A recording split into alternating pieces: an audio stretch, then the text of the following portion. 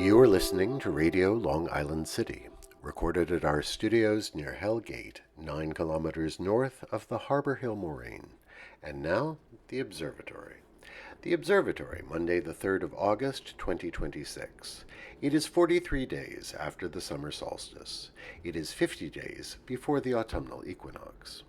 In today's episode, an alarmed blue jay, one of our many wars with Native Americans, the Intrepid Museum, the Macarena, Elisha Otis of elevator fame, and Tony Bennett, local sun.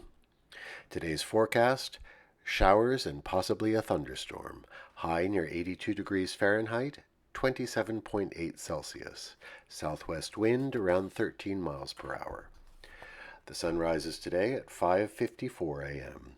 Solar noon takes place today at 1:02 p.m. The sun sets today at 8:09 p.m. Civil twilight ends at 8:39 p.m. and nautical twilight ends at 9:17 p.m. The length of daytime today is 2 minutes 5 seconds shorter than yesterday. The moon is in its waning gibbous phase and is 75% full at midday. The moon sets today at 11:03 a.m., and then it rises again at 10:25 p.m. These are the predicted tides today for Horns Hook. In the wee hours, high tide, 2:07 a.m., 1 meter 52.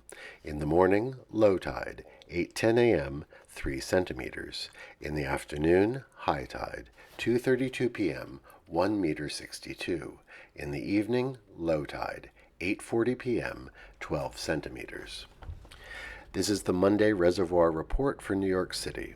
The Delaware Watershed, Cannonsville, 77% full, Papacton, 92%, Neversink, 98%, Rondout, 95%, the Catskill Watershed, Schoharie, 101%, Ashokan, 94%, the Croton System, 102% full.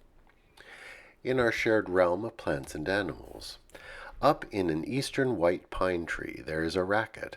A bird perched on a high branch emits a rattling sound, a quick sequence of clicks. It is loud and insistent. It is the characteristic call of alarm of the female blue jay. She is warning her partner of the presence of a stranger jay who has wandered into their territory. We do not see whether the blue jay pair successfully saw the interloper off, but the calls end as abruptly as they began. Commemorations. On this day in 1795, the Treaty of Greenville was signed between the United States and the Northwest Indian Federation. It brought to a conclusion 10 years of warfare in the region around the Great Lakes and the Appalachians. The Northwest Indian Federation was comprised of the Shawnee, Delaware, Haudenosaunee, Ottawa, Ojibwe, and Miami nations. They had banded together to fight European settlement. The war had been quite violent. In our telling of American history, do we do justice to the centuries of warfare between settlers and the native population of these lands? On this day in 1982, the Intrepid Museum opened on the west side of Manhattan, at Pier 86. Originally consisting of the decommissioned aircraft carrier, the Intrepid, it now preserves a cruise missile submarine, the USS Growler, a Concorde supersonic passenger jet, the Space Shuttle Enterprise, and many military aircraft. An impressive collection of sea, air, and space craft. A bit of nostalgia. On this day in 1996, the song Macarena hit number 1 on the American pop charts. It would spend more time on the Billboard Hot 100 than any other song in history, a full 60 weeks. And to those who remember those times, it was quite the fad.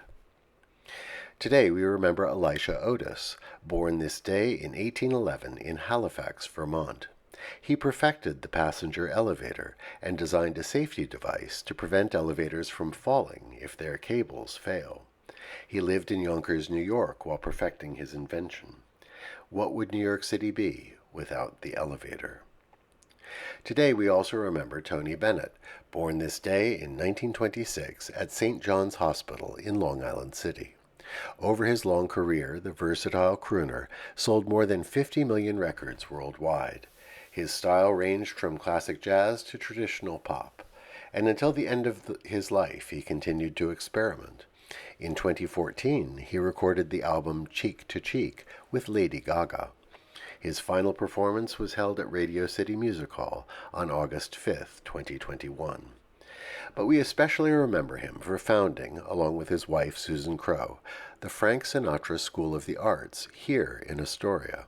It's a public high school dedicated to the performing arts. Students have to audition to attend.